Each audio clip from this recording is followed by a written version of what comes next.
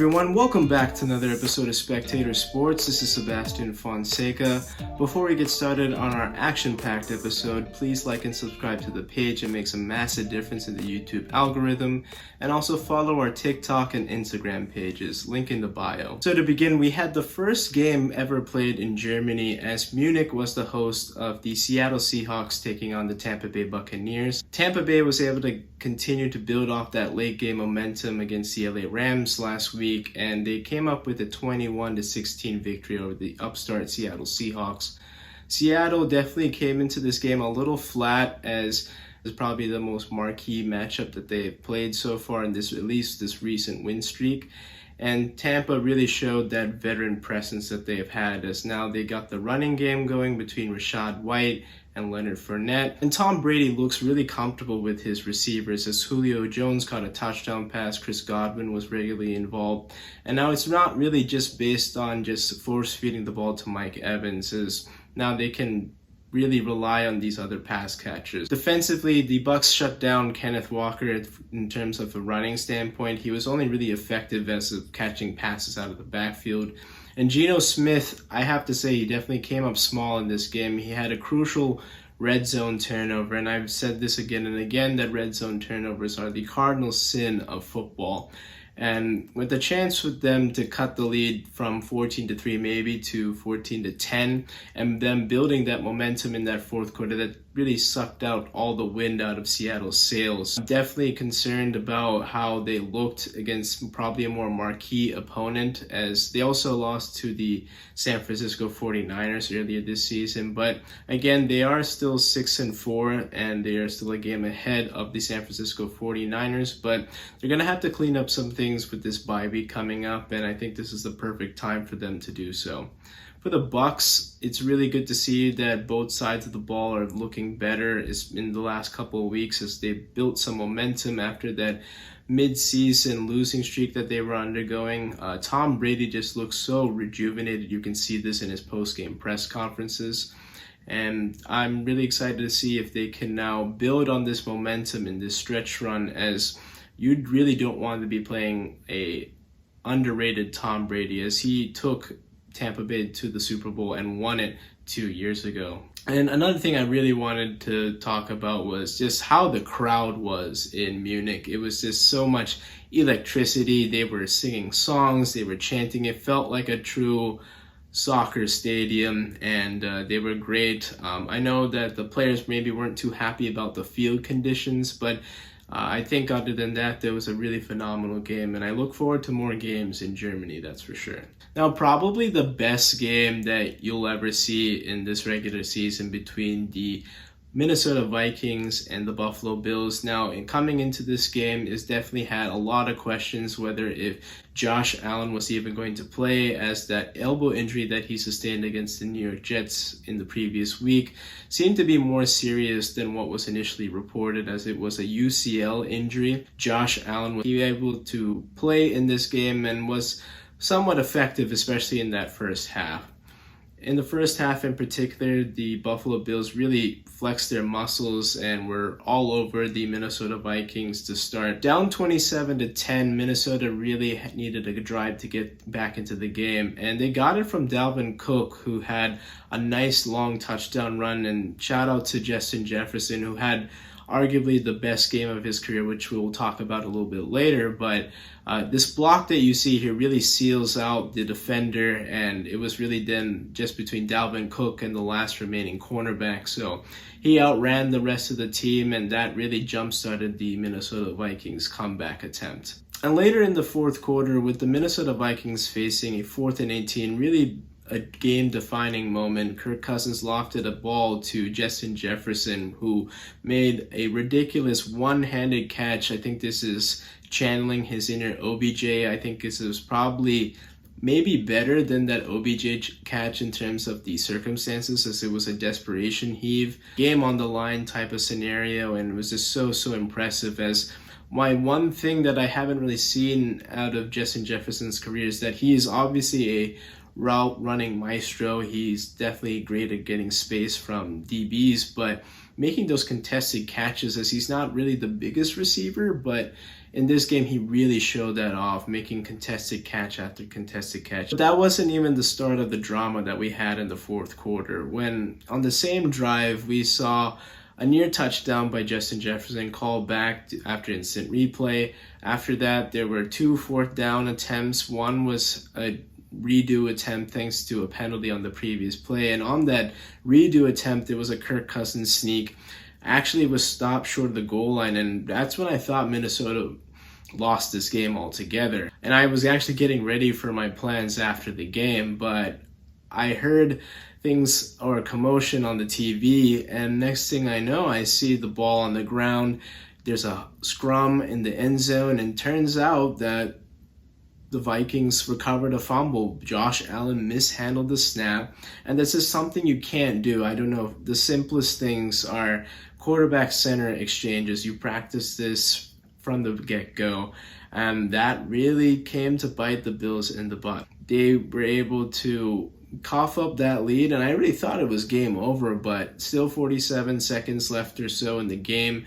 We saw Josh Allen propel the Bills into field goal range, sending the game into overtime, and that was just perfect fitting for this game. The Minnesota Vikings were able to take advantage of having the first possession, and they kicked a field goal. And then we saw Josh Allen in that last scenario where he tried a game-winning touchdown pass. It was just broken up by an attempt to Dawson Knox, but on the next play, we saw him try to fit in a ball, and again, Patrick Peterson got the best of it and ended the game there. We've been seeing this recent trend of Josh Allen and red zone interceptions. We've seen now 6 so far in this 2022 season. In the last 3 games, we've seen him throw 6 interceptions, and then there's just really crucial turnovers at the worst moments in time. And you can see when the games get really close that the Bills tend to falter. In this game, we saw it against the Jets, against the Miami Dolphins this year. There's just a few things that we're seeing where Josh Allen can be very reckless with the ball, and that's something that I think Brian Daboll was able to coach out of him. And now with Daboll gone, and now with a new offensive coordinator, he's kind of reverting back into that reckless play. He definitely needs to dial it back. I'm not saying he's a bum, he's a scrub. No, Josh Allen is a top 5 quarterback, a top 3 quarterback, arguably in this game. The problem is you have to make good decisions, and now definitely the MVP race, he's definitely lost that lead, that's for sure. And more importantly for the Bills, they're now 3rd place in this AFC East division. They've lost both to the Jets and the Dolphins, who are now ahead of them. They have head-to-head tiebreakers. I think that they really need to dial it back. They have a couple softer games. I'm sure Josh is going to be able to take advantage against those weaker matchups, but he's going to have to really be careful with the ball, as the Bills have deep in playoff intentions. This is Super Bowl or bust for Buffalo. And I have big expectations for the Bills, but they really have to get back into the flow of things and first take care of the business in the division. Now moving on to Detroit at Chicago. Again, this was a game that Justin Fields is totally dazzled across the field with his arm and his legs. He had a 67-yard touchdown run in this game, really showcasing the speed, the wheels, made a lot of nice plays. He had 4 total touchdowns, and I think he's really finding his stride in this Bears offense. The problem is he's having these great games and it's just not turning into wins, but I think the positive side is that, yes, they're having a bad season, maybe record-wise, but they've found some offensive mojo. They know that they're a run-first team. They can utilize this high draft pick that they're definitely going to be able to get some receivers, get more protection, maybe even focus on the offensive line, sign some receivers in free agency. I think the Bears are definitely going to be a dangerous team as Justin Fields continues to develop. So one other thing I wanted to touch base on, I wasn't forgetting anything about Detroit. They won this game actually, but a big factor that was Jeff Okudah. He had a great pick 6, his first touchdown of his career. And I wanted to give a special shout out to him. I know he's had a really rough start to his career. He's coming off an Achilles injury in his sophomore year. He didn't have too many games in his rookie year, actually only 10 games in his first 2 years combined, but a great cornerback prospect out of Ohio State 2 years ago. And I hope this really gets his momentum and his confidence going in his career, as he's going to be a pretty dangerous cornerback moving forward if he can just stay healthy. So look out for this Detroit defense, is now with Aiden Hutchinson being one of the more marquee pass rushers of the future, and then the back end really being a really nice piece with Jeff Okudah. Indianapolis took on Las Vegas, and this was Jeff Saturday's coaching debut. He made a bold move in benching Sam Ehlinger and bringing back Matt Ryan as the starting quarterback, and Matt Ryan definitely rewarded him from the start. He showed some real heart out there for sure, as he seemed to be energized by Jeff Saturday's confidence in him. He had a 39-yard run, and this is something I haven't really seen out of Matt Ryan in a long time. But it's great to see Matt Ryan back on the field. I think he just had a really bad shake of things. The offensive line has underperformed this year, but with a guy like Jeff Saturday coaching this team, he was definitely one of the best centers when he played. It's been a great start to his early coaching career. Now, of course, they're not going to be playing the Raiders every week. Otherwise, they'd probably go 16-0 or something like that. He's been really good in this debut. I have to give him credit for that. Some things came up in the middle of the week since he was hired as the Colts interim head coach, is that it's been probably viewed as disrespectful to the coaching staff already on the Indianapolis Colts, and then also for other coaches around the league who are trying to get opportunities. And I really see both sides of it. I mean, if you're offered a job and you're just kind of on the fringe of the franchise, of course, I think you'd be a fool not to take it, even if it's an interim tag. That's great. That's great. Knowledge to gain from that coaching experience.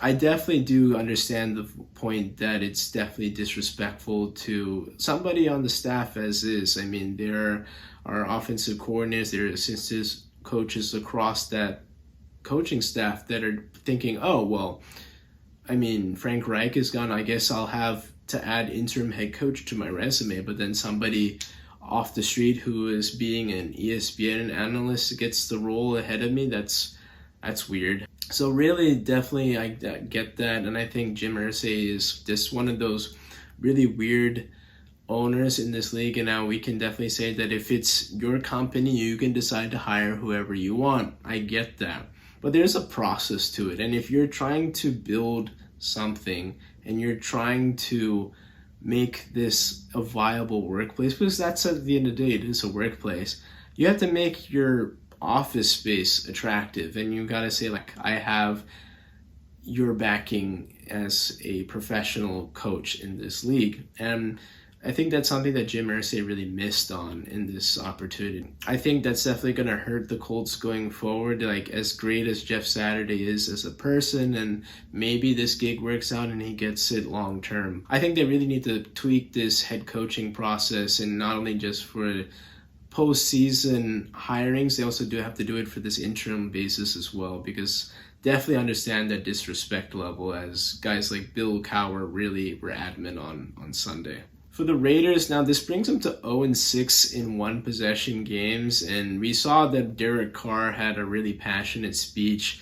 Again, I talked about in my previous episode about the Raiders are just done and they should probably trade Derek Carr and maximize getting as many picks as they can. I still think that. I do also think that Derek Carr really cares about this team. He's been with this franchise for 8+ years and hasn't been able to do too much with it due to their ineptitude in terms of management, and it's frustrating and it's building up. This was probably the most talented team that he's been around, but they just totally underperform, and you could definitely say that McDaniels has a big role in that too. I definitely understand that in this speech that he made, he pointed the finger at some people that definitely can irk some players that are saying that he's saying that some players care about this more than others, and that's a very risky thing. It can be taken two different ways. Now, I do think that Derek Carr commands that locker room, and he's one of the leaders in that locker room. The Raiders are truly a mess,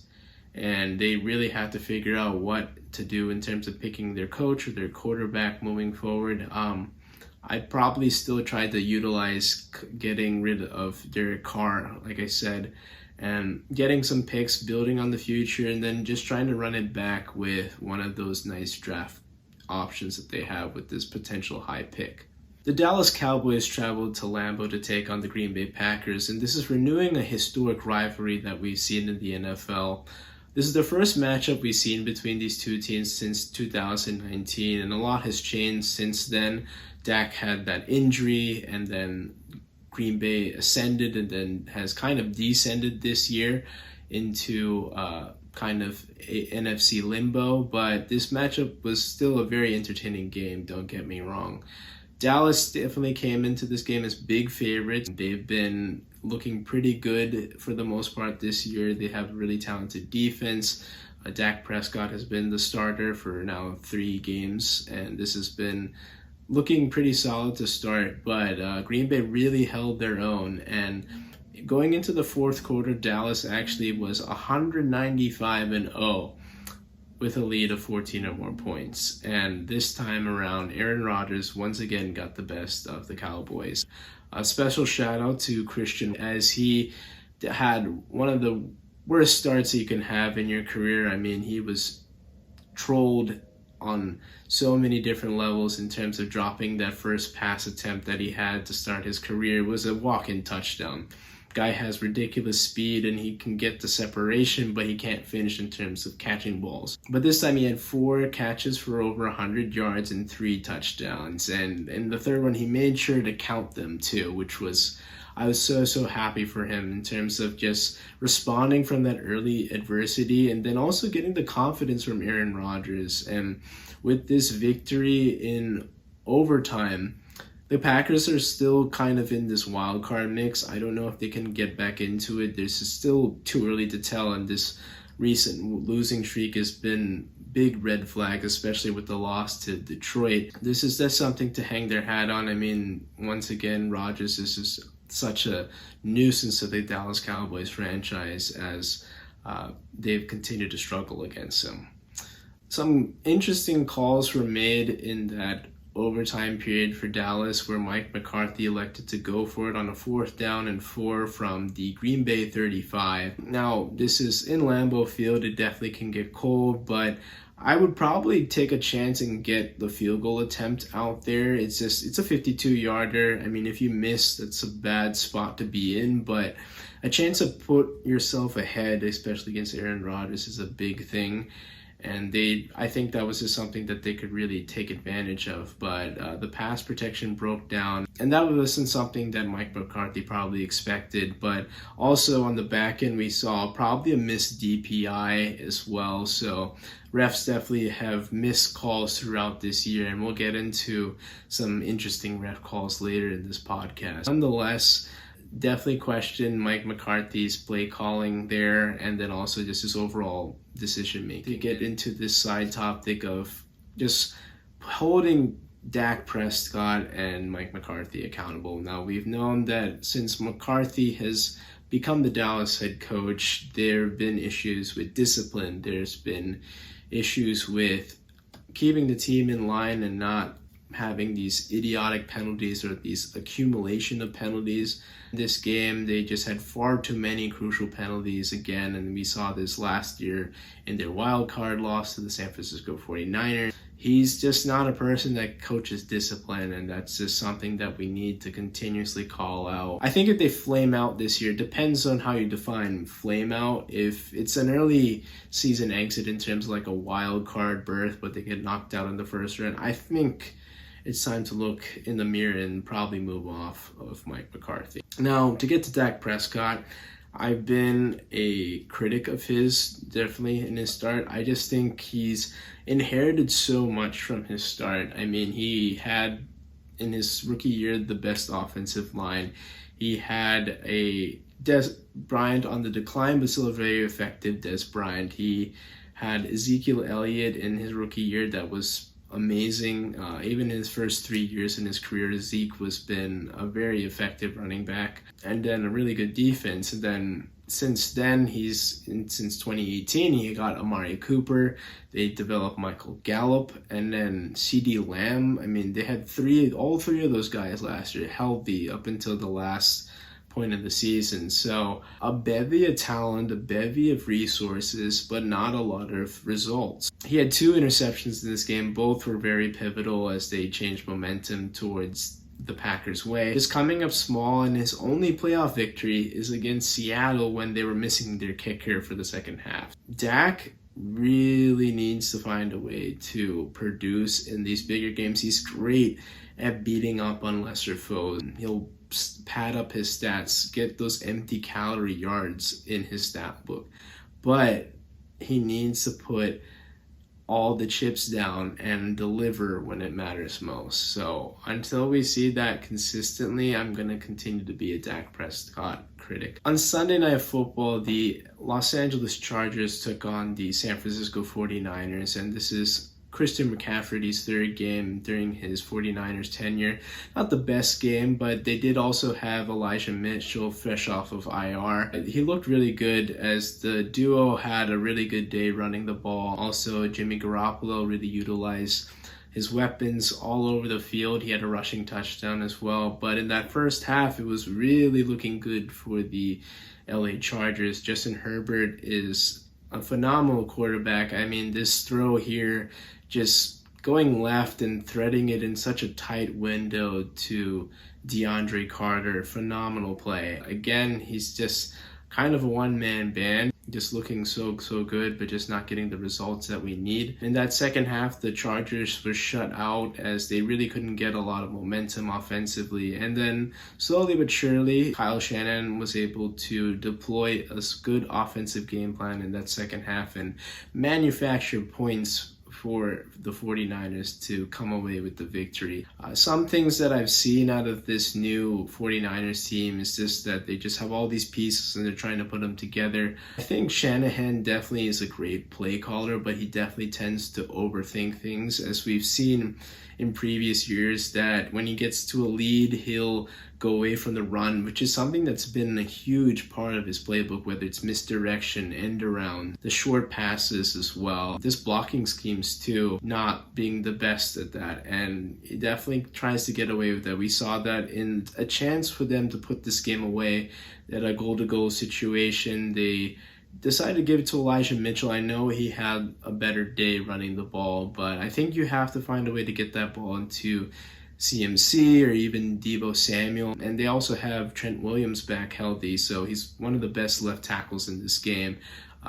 They're having so much success running it behind him. They have to find a way to get the ball into your best playmakers and really put the game out of reach. The defense continues to hold up. I mean, Nick Bosa has responded since that midseason groin injury. With them now just being a game back of Seattle, I think the NFC West race is getting a lot tighter, but it's going to be really interesting to see if they can pull it off and have a home playoff game in the wild card round. And finally, Monday Night Football. The Eagles finally lost the game as their undefeated streak is over, as they lost to the Washington Commanders. And really got to give credit to the Commanders as they responded from some early game adversity. When the opening drive, they had a strip sack that led to a touchdown by Jalen Hurts and really got the momentum all favoring Philly early in that game. The Ron Rivera-led team always has a lot of guts. They're coached hard. They know how to come back from adversity. Just that's kind of how his whole personality is, and it has ripple effects throughout the team.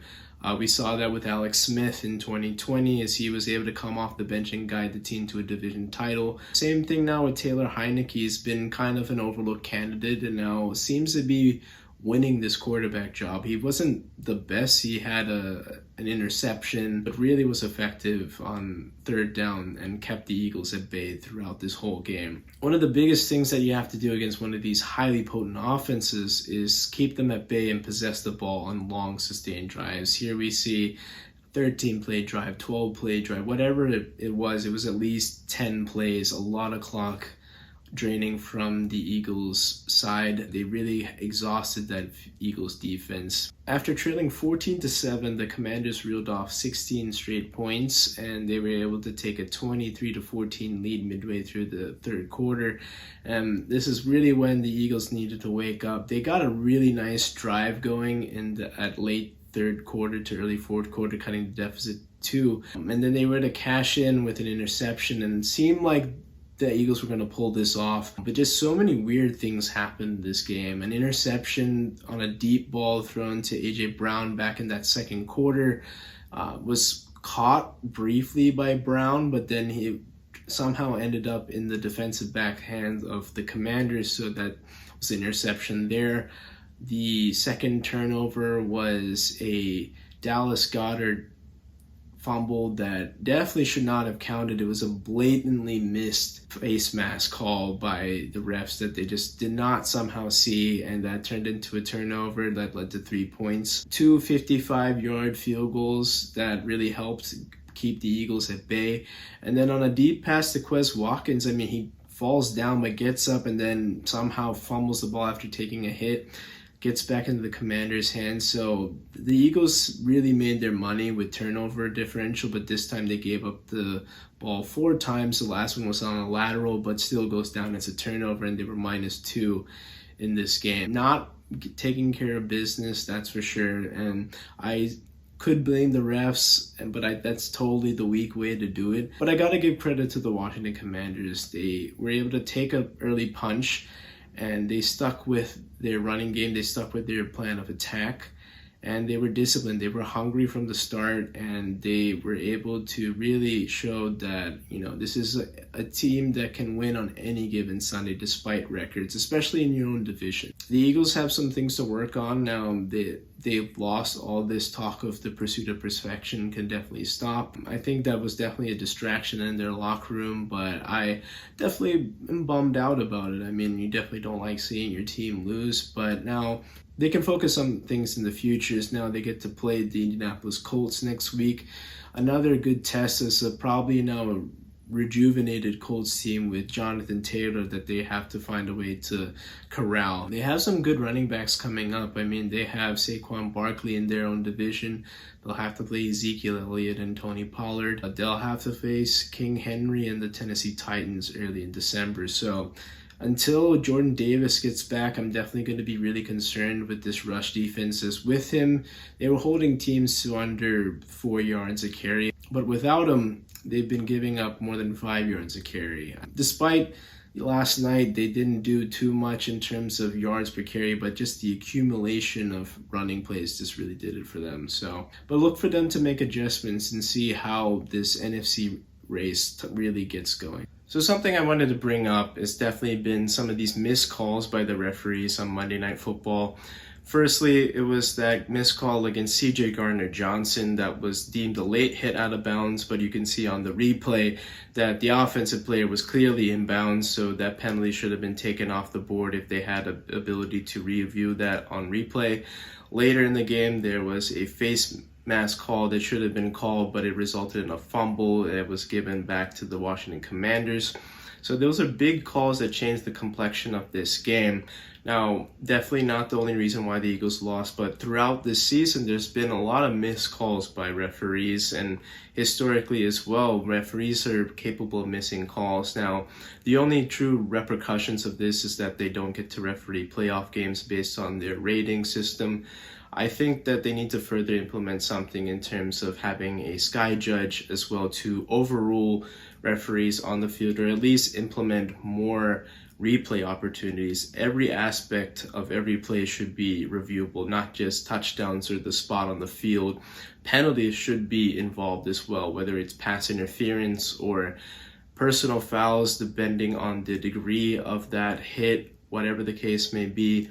They need to review that, because on that fumble, they were able to review the spot of the fumble as he was clearly down by contact by that play, but they couldn't overturn the clear face mask. You can see it, but you can't do anything about it. And if the NFL wants to continue to work on its product, I think something that the NBA has done really well is been able to expand instant replay to its full content, not even just in terms of coaches' challenges. That they have any questions, they can go back to the replay booth and review that for flagrant fouls. So those are judgment calls that the NBA has implemented, and I would love to see the NFL implement that as well. My players of the week, it's pretty clear to name Justin Jefferson. He had such a great game with that one-handed catch, but also 193 yards, a career high, and a touchdown. So very clearly the offensive player of the week.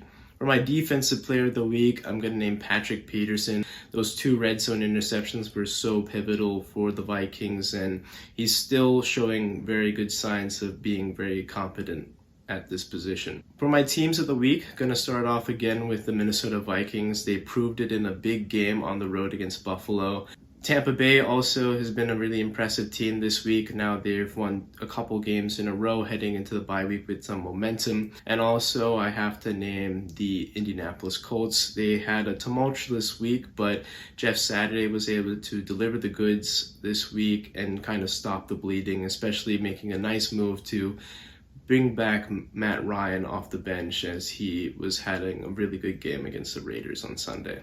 So switching gears now to the NBA, the Nets have decided to pass on Ime Udoka and remove the interim label from Akwan, and I think that's the way to go about things for the Nets. They don't need any more additional drama. I know that Ime Udoka is a great coach, and he's had a lot of success early in his career, but obviously the stuff going on off the court is very problematic, and the Nets just don't need things, especially with everything going on this season. So speaking of Kyrie Irving, he's been suspended by the Nets for 5 games, and there are a few terms that he has to meet in order to be reinstated with the roster. Firstly, he has to apologize and condemn the film that he promoted, also make a $500K donation to anti-hate causes, take some sensitivity training, and complete some anti-Semitic training as well. Also, he has to meet with some Jewish leaders and get in work with the Anti-Defamation League. And finally, he has to meet with owner Joe Tsai, and they can discuss how he could be reintegrated to the Nets team. So a lot of things there. It's a lot to unpack. But for starters, I wanted to say about how I'm very confused about how Joe Tsai is able to deem Kyrie Irving's apology to the Jewish community. I feel like that is up to that community to accept that apology, and it's up to Jewish leaders, especially that there's just so many people of that community in Brooklyn themselves, and they are probably Nets fans. He had an apology that came very late, and it came after the Nets suspended him. It came after Nike took away his shoe deal, so that side is definitely problematic. Thank you. Thank you, Kyrie. Thank you, Kyrie. Thank you. We have to. Thanks, Kyrie. I'm just very confused about Joe Tsai's involvement in this. It's just very problematic from him being an owner and having kind of this ownership of his players. We already know how problematic that can be, and to install certain behaviors. Really interesting to see how this situation is going to unfold. But I feel that Kyrie has shown empathy, and he's been apologetic since being suspended, and he wants to work on it. It's apparently Joe Tsai said he's made good strides for that. We're going to have to see how this whole situation unfolds, as it's already been a very tumultuous year for the Brooklyn Nets. So moving on to some positive news in the NBA, Luka Doncic has been a real bright spot so far this season. He's leading the league in scoring.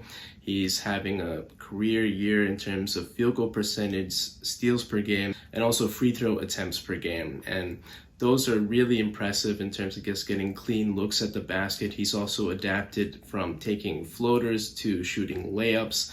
He's been staying away from mid-range jumpers and taking more threes. I would like to see that three-point percentage definitely be better compared to what he's shooting right now. But he is still on pace to break the all-time single-season record for PER, as that was set by Nikola Jokic last year. So a very impressive year. I think the only thing separating him from winning an MVP trophy is just how the Mavs finished this year. But if they finish as a top 4 seed, I definitely think that this is his MVP trophy to lose. And that's all I have for you for this episode of Spectator Sports. As always, thank you so much for tuning in. We have a great video about the World Cup and how I preview preview the teams and how the groups shake out. So please check that out. The link is in the bio. And until next time, everybody stay safe.